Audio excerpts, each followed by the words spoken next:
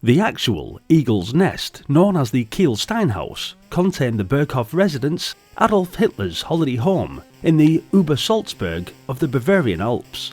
In this game, however, Eagle's Nest is the code name of a 4-story Nazi fortress. Das war ein Befehl! Der Angriff Steiners war ein Befehl! Wer sind Sie? Despite the often seen generalisation of calling Into the Eagle's Nest a Gauntlet clone, you will find it something a bit different too. What we have here, certainly, is a top-down arcade maze shooter in which you need to collect items and gain passage to further levels. Ultimately, however, your mission is to rescue 3 imprisoned fellow saboteurs and demolish the titular building Eagle's Nest, and that can be arranged by collecting, setting up and detonating explosives at certain spots on each floor. Taking place over 4 floors, each being accessed via a lift, there are hordes of German troops which patrol the fortress. These inflict damage in the form of hit points upon contact, of which your limit is 50 hits. The resultant damage can be decreased by eating food or using medical kits found dotted around the fortress. It's not really hard to get spotted either, and when you think about it, wearing a conspicuously camouflaged green helmet and standing out a mile on the grey stonework and cobbled floors didn't help you much.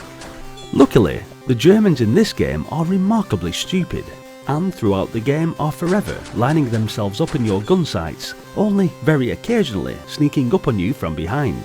Lifts should be used with extreme discretion, because not only is there only 1 pass per floor, but also the doors you've just painstakingly unlocked will be locked again if you return to the floor you're about to leave.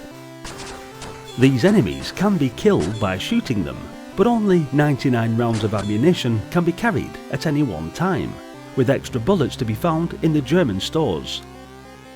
Progress through the fortress is hampered not only by enemy soldiers though, but also by doorways, some of which can be shot open, while others require you to be in possession of a key. The display panel here on the right of the screen shows the usual things such as score, damage, and also the amount of ammunition remaining, as well as the number of keys within your possession. Not only can you collect keys, but also valuable treasures can be found dotted around the fortress, which will increase your score should you find some. Scrolling messages will inform you of any items found or destroyed, and can sometimes provide that little bit of encouragement you need to aid you on your mission ahead. The treasures can also be found in packing cases, opened by shooting the lids off. However, some cases contain dynamite and explode when shot, so it's always a gamble whether it's worth risking mere treasures against your ultimate demise. The 4 increasingly difficult missions involve finding and freeing the imprisoned soldiers, who then follow you around and must be led back to the ground floor and onto freedom. The final mission is the task of destroying the fortress itself, and on each floor you need to find and locate the detonators. Then, when you reach the final stage and all of the prisoners have been rescued, you can once again locate and activate all of the explosive charges planted earlier. Understandably, your rescued comrades are sometimes a little slow to follow you, having been shackled to a stone wall for a week, so be careful not to go too fast or they will become lost off screen. The best way to approach the game is probably the same way I did all the way back in 1987, and just treat it like a mindless arcade blast and enjoy roaming around the fortress shooting up the enemies.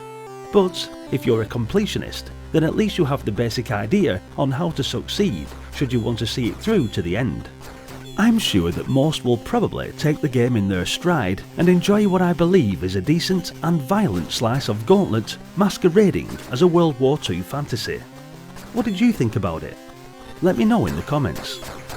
Thanks for watching, guys. Another Commodore 64 game added to the archives. And if you're enjoying the nostalgic memories, then please do be sure to hit the like button and maybe even consider subscribing to the channel. Check out the playlist on the channel to see if your favourite games have already been covered, and if they're still missing from the lists, then fret not, we'll get around to them eventually. So stick around and join me on this epic trip down memory lane. Hoffentlich sehen wir uns alle im nächsten Video. Bis dahin. Tschüss. A massive thank you to the following Patreons. Your continued support goes a long way to ensure we continue on this epic journey down memory lane. Stay retro.